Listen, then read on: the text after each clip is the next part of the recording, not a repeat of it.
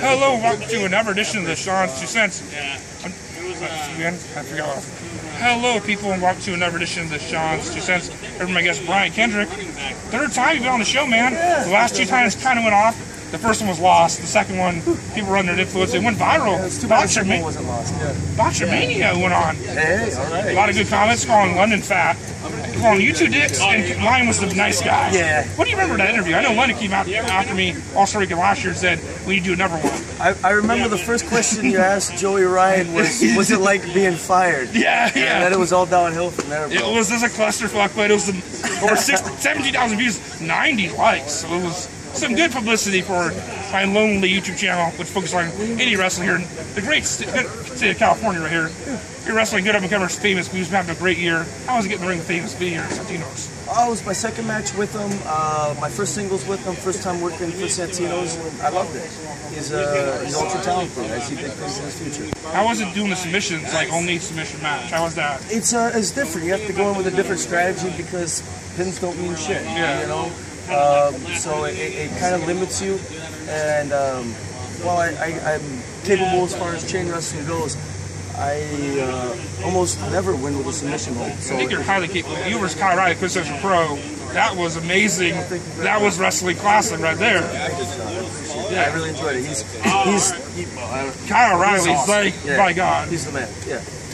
So you're running Wrestling for Wrestling back again. How was it? I knew you guys had a good show, but how many people with some good matches on the show? Tell people about the matches that were on the show that you missed.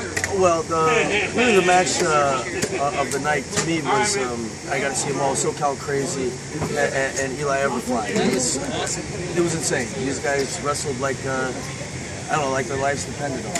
And I would have liked to have booked it all over again, but I think it might have been tedious for them, so I have them wrestling the monsters next time. So what do you see in Eli Everfly's future? He's only been wrestling for a year now, 20 years old, young, man. Oh, he's got a bright future ahead of him. He's just a kid. To me, perfect world, I put him in a lucha mask. Okay. Because I think that would just maybe you just bring that much more out of him, but hell, he can't do any wrong. And SoCal Crazy, one of the most underrated guys in California, wrestling for years here. What's your thoughts on SoCal Crazy now? Oh, I've liked him for years. He's super nice, super humble, very unassuming. You wouldn't meeting him as quiet as he is, you wouldn't realize how explosive he is once he gets in the ring. He's ultra talented. One thing about WPW that I like, you bring your students in, and last time I did with Matthew was his name. He impressed the hell out of me. Where would that guy come from, man? That guy was brilliant, I say. Oh, thank you. That guy was brilliant. What do you think? He's a young man who came from England. Trained him last year. This was only his second match and his first singles match. Oh, damn. Yeah, but he was in there with Robbie Phoenix, who's this veteran of the SoCal, Yeah, so if you can't have a good match with Robbie Phoenix, you don't belong in wrestling. And I'm glad he did so. Yeah. How is it being a teacher now? You used to do the Dome. Rest in peace, the Dome, one of the best places to see wrestling. Yeah. How is it transitioning from being a wrestler to mostly a teacher and molding these kids who go out in the wrestling world? For me, I love it. It helped rekindle my love for wrestling. I've been wrestling for so long. It has ups and downs. And with the downs, I got down on myself and lost some motivation. But having these kids and see how hungry they are brought the hunger out of me. And it helped me want to put on better performances, because if I'm lazy in the ring and not having good matches, that's not going to be a good influence for them. So it's helped me step up my game. You've been great in the ring lately. Great matches against El Chupacabra or Kyle Riley. I've never seen the ring, this new fire and stuff. WWE was awesome. The Dome was great. But good matches. I was being a promoter too, putting on these shows. Is it hard? Like, no, it's a blast. The only trick is I think I've been to every show you promoted, mostly. King of Flight, WPW? Yeah. Always awesome. I remember what fans. Yeah, never repeat it. The trick is there's so many talented wrestlers here, and I've been really lucky in the sense that they all want to come, not all of them, but a huge chunk of them want to wrestle, but I've only got 2 hours to put on a show, and I got 40 guys who want to work it. But I do my darndest to get them all a spot on. Why put it on a Wednesday or Thursday? What's the thing about that? Well, I don't want to cut into other people's bookings. Oh So, yeah, I get you. Yeah, so these guys have a Friday, Saturday, Sunday shows. This way I can get as many of these guys as possible, because typically they're not wrestling on Thursday. It's not Iowa where it's like, I'm watching the Wrestling Diaries 2, shout out to Cole Cabana. if people were wrestling Wednesday nights, Yeah. I'm like, damn, Yeah. it's crazy. Yeah, and Or like in England, when it's like the holiday weekends, where like every day you wrestle. every day, or back in the territory days, people would wrestle, you know, they would do loop every day of the week, and people sit and watch television at home on a Monday, Tuesday, Wednesday night. So why wouldn't they want to get out of the house and watch 2 hours of wrestling? And like, you put on a discount, $10, $5, that's good for that. The champion is Joey Ryan, he's still technically a champion. Yeah, if I can get them back, hopefully so, yeah. Him and Candace killing it, the bookings and stuff. Oh, yeah. It's going to be hard to get them back. Since Frank WW, who's one of your favorite guys to watch? Who surprised you? Who's the guys who would you look out for like in the future? You named a couple guys. Yeah, I mean, it's hard to say. I mean, I love the Monsters and Tarasso leading the bunch. Russell on the mic is magic. I think he's awesome on the mic. Yeah, I think he's with them. He's really stepping into that role. SoCal Crazy and Eli Everfly just absolutely killed it last time. Mikey O'Shea, of course, and Che Cabrera is so talented. Che Cabrera is like a monster. He's just so good in such a short time, only a year and a half in the business, and just killing it. Yeah. He's he'll be contracted somewhere. Definitely. And how is he going to be sitting in the ring with them? Was it May 29th? Yes, sir. How is that going to be, man? So ring Che Cabrera. It was a treat to myself. It's my first time wrestling on a pro wrestling show. Oh yeah.